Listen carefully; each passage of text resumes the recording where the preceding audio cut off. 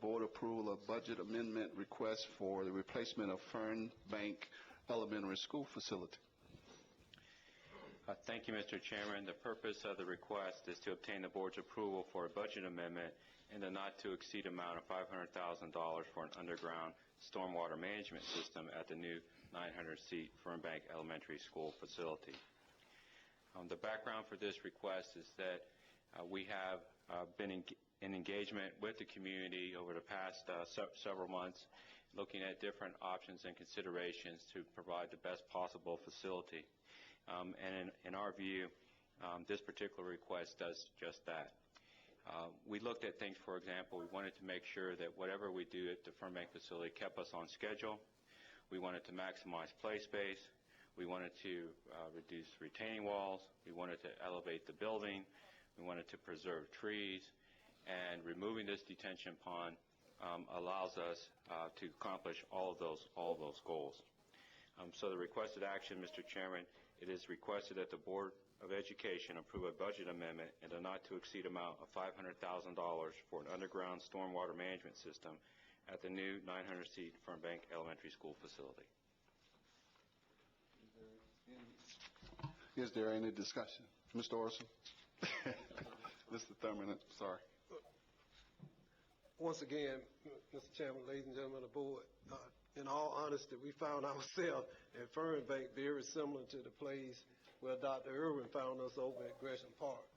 And the lessons learned from Clifton, at Gresham Park and Clifton, were actually utilized again at Fernbank with Mr. Orson taking the lead in this regard. And this was a very, what term could I use? Yeah. Collaborative. Yeah, collaborative, controversial environment. But it was simply because the people in the community felt like they had not been heard, or at least they had not been heard to the extent that they were listened to. And there is a difference between hearing and listening. And so what we did, Dr. Pringle in particular, and I know it was a critical moment, and she is the regional superintendent, the district apologized to the stakeholders present and stated that we were going to revisit this. We're going to look at it with fresh eyes. Mr. Orson was involved in it. I'm sure he'll speak to it very clearly. And at the first meeting, there was some very people who were upset, to say the least. And we promised that in 10 days we would come back with a compromise plan that I think was extremely well received at the subsequent meeting. But I'll stop there since that was Mr. Orson's area, and he was at all the meetings and took a key role in that. Well, and I do want to commend you, Superintendent Thurman, and your staff, because there was really, we had two groups. We had the school community, which was very much concerned about being out of the building any longer than they absolutely had to be, because they are somewhat distant from the original facility, and the local community that has it's a highly spirited community. They have strong opinions, and I think the work through you and your staff did to find a compromise that was very attractive to the school community and also appealing to the neighborhood, I think was exceptional work. I mean, and demonstrated that how this engagement can work, as it did with the Gresham Park rebuild, that when we engage people in the community, sort of listen and try to find something that works but is also appealing, I think we can do a good job, because these are really important community resources. And in this case, as Mr. Wilkins pointed out, not having a delay was the primary concern, because they will have been out of the building already 2 years. They couldn't build in place. Having sufficient play space, but then also doing other things that would raise the building, integrate it more into the community, and also maintain the green space around it were also important. And I think really, exceptionally, you accomplished all those things in the redesign that you did. And the one important piece, which is why they're here today, is that moving this detention pond underground will allow all these things to happen.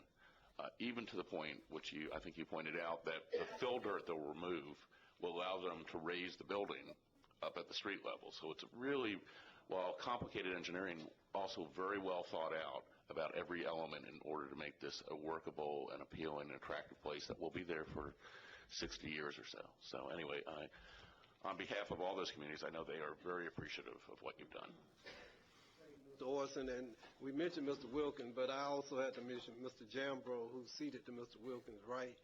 He was the lead individual on this project. He made the presentations along with our architect, and that was just a great job, and I want to publicly acknowledge him and his work.